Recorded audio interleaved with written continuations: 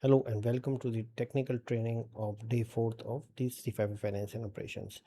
My name is Ali Reza Zaidi. I'm D365 for Finance and Operation Consultant. Right. So today's agenda, we explore what are the primary data types, what are the extended data types, what are the base enums, what are the best practices, and then I go to D365 for Finance and Operation and show you.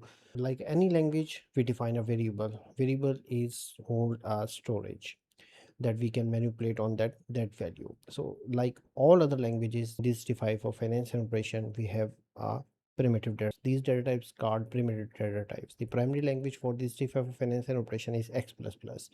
int64, real, string or str, boolean, date, utcDateTime, GUID, enum, and anytype. Anytype is used when we unable to identify what are the possible values. Later we convert or typecast to convert into a specific data types. These data types are used for variables, parameters, and return values. For example, we can define inside the classes or a form. We can define these variables. First of all, we define the data types, then we define the variable, and then we can initialize with the value, or in some cases we did not initialize. For example, if we want to define the quantity for int type, we define int quantity is equal to 10, real price is equal to 15.50, string item ID is equal to 1001, boolean is active or equal to true, and same time we defined today, and system date time get is a function inside this type of finance and operations. So extended data types, sometimes we defined our own data type based on primitive data types. For example, we have to define the name of a 60 character. So these 60 character will be a standard throughout the application. Any place, any name can be exist. So we use the name in extended data type by defining of that field or a variable. Extended data type based on the primitive data type. What are the benefits for it? Reusable, consistent labels. We can apply a labels that can be used for that extended data type. We can apply a different types of validations. For example, name always will be 60 character. We can't extend the name from a 60 character. If we we set the extended data types value as a 60, then we can also apply a help text, and then there will be a formatting. So we can set up the different types of formatting on that field. And so we go on extended time name and update its length, and when we save it, refresh it, sync, then the name value for everywhere will be automatically changed. Otherwise we have to go on multiple places and update it. Examples are customer account. We can use extended type, item ID, extended types, name, email, amount, currency. These are the extended types. EDTs are widely used in tables, forms, and reports and classes. Based on these extended types, we can define a parameter drop downs or elsewhere. System automatically apply that logic. Then comes our base enums. In every programming language, so enums are used to provide a fixed list of values. For example, yes, no, sales status can be possible draft, sales status can be possible open, sales status can be possible invoice, sales status can be delivered. And similarly, event status advantage, it improves the readability value. For example, instead to provide 1 2 3, we have a readable or presentable values. Then we can also stop to create invalid values, and it will also help us to build a better business logic. Like primitive, so what is the primitive type? Stores the raw values. EDT type or extended data types are add business meaning and a validation. Enum stores predefined choices.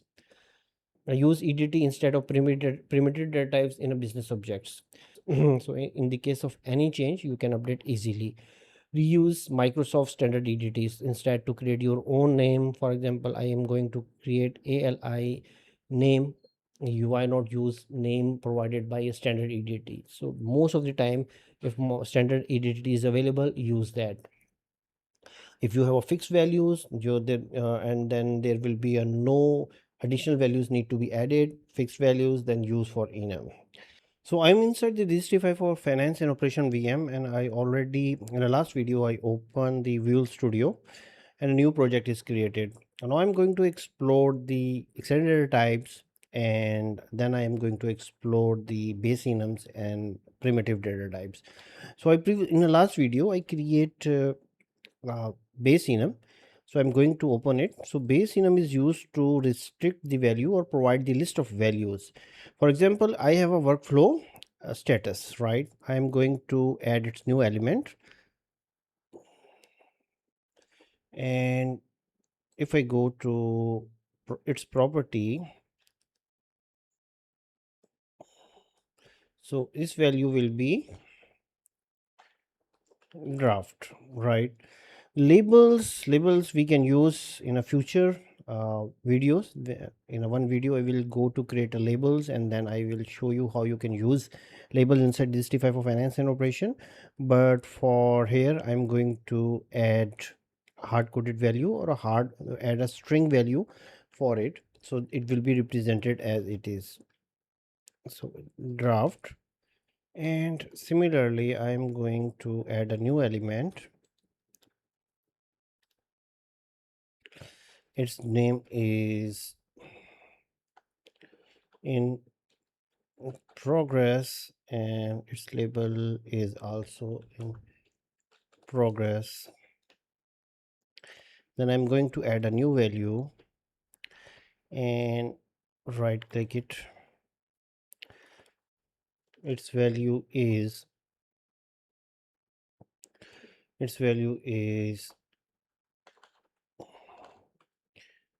completed and label. Right, in this way we can create a base enum. So wherever we use this base enum, we will use as we can select one of these values. So what are now I'm going into extended data types, right? I'm going to even I can create here extended data type, but let's explore existing extended data types. For example, I'm going into a classic view, and then data types, and then extended data types. So here these are the extended data types. For example, if I'm going to open the date, and if you see because I'm not unable I will not edit this data type, you can see it's based on date.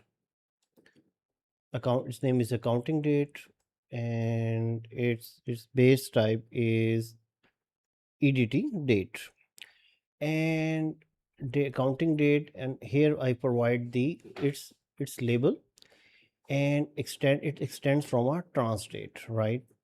And here I can define the its visibility is public, labels, literals, and you can say still I can provide, I can extend, I can set the its format. For example, date format separate, date separator, date year, date length, display length, all those things I can set from a extended data types, and whenever I require to change it, I can modify it.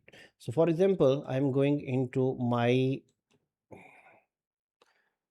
data entities, and I'm going to add new extended data type. So here I select the EDT date, right? And I am saying ALI, early accounting date.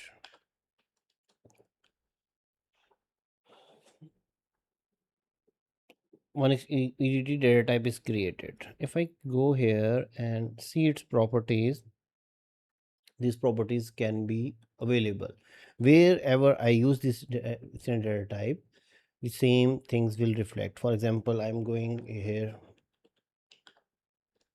accounting date, and here is the options for I'm saying that format, that you have to set its format slash dash slash dat, right? Date separator, and date format, wherever this field will be used, date format will be YMD, YDM, MYD, DYM, DMY, MDY. So I am date format is set is this, and date day will be I'm saying it's a 2-digit, right? In this extend from another data type. For example, if they extends, from extends I search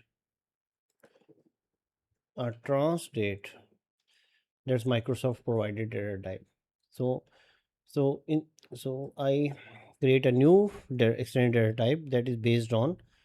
So this is the concept for extended data type. Similarly, we have a name. Similarly, we go for a cust account. You can see wherever the customer account will be used, we use the customer account field. So in this way, the whole application have same value, and wherever we require to change the length, or we want to change some properties, we create this extension, and whole application will be changed without changing anything, and without the whole application will be changed. Only change can be done on a specific single extended data type. So in this way, we can use the extended data types. So all extended data types can be based on primitive data types. Let me show you. When I'm going to create, right click, add new, and new, you can see the data types will be container, date, time, enum, GUID, integer 64, real, string, EDT, time, UTC, date, time. So these are the primitive data types. Based on that, we can create our own extended data types. In many places, these extended data type will help to create a drop downs. It help to create a parameters. All those default properties comes from these extended data types.